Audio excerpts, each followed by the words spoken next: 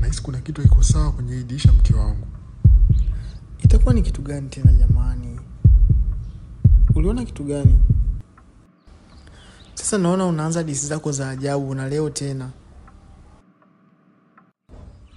Sio mzaa, mke wangu. Maana kile fikapo saa 3:30 usiku, nimekuwa nikiona mwanga mkali sana ukitoka upande wa dirishani. Nilijaribu kusogelea dirisha kwenda kuangalia mwanga ukitokea wapi, na nilipofungua dirisha nilijikuta naingia upande wa pili wa dirisha. Upande huo ulikuwa tofauti sana na mwanga unaokuja kutokea ndani kwetu. Itakuwa ulikuwa kwenye ndoto, mume wangu. Hapana, nilifanikiwa kuingia. Na nilivyoingia niliona mji wa zamani sana. Kuna watu walikuwa ni wengi sana kwenye huo mji. Wale watu walikuwa wakiniita jina langu, lakini sikuweza kumfahamu hata mtu mmoja. Lakini kwa mbali nilisikia sauti ikiniambia, "Rudi kabla dirisha halijafungwa." Kwa hiyo mume wangu, ina maana ile dirisha ni mlango wa safari? Kwa mimi ninavyodhani itakuwa ni mlango wa wakati, au utakuwa ni mlango wa ulimwengu mwingine.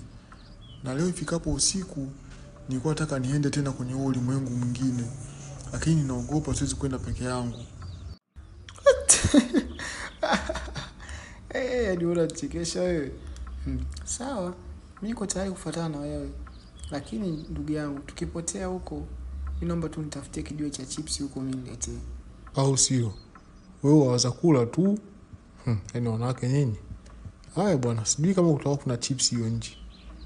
A few moments later. Angalia taa zimefia ghafla. Au ndio inaonekana ndio muda wa safari umefika, Mungu wangu. Bwana Mungu shangaa mwanga umefia ghafla tu. Au ndio muda wa safari huu? Hebu angalia saa ngapi hapo? Ndio kwanza 2:30. Sijui masaa mpekwa mbele, yaani nashangaa. Ajabu hii. Hii ni kali ya mwaka. Mwanga pekee unaowakiza ni mwanga unaotoka kwenye dirisha. Lakini sehemu nyingine yote hii ya nyumba imebaki giza. Hii inaashiria kwamba muda wa safari umewadia. Kwa hiyo tujiandae, mke wangu. Ni dunia nyingine kabisa na ile niliyoiona. Tofauti na huku tunapoishi sisi. Hapa mume wangu itakuwaje sasa? Je, itafanikiwa tena kurudi huku duniani au ndio tena kukwama huko?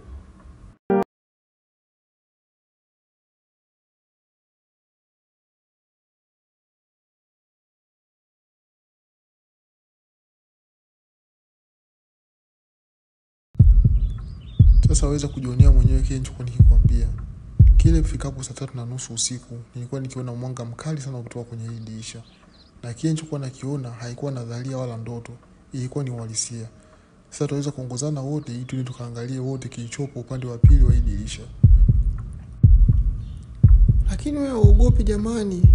Mimi naogopa kwenda kwenye dirisha hilo. Dirisha la ajabu.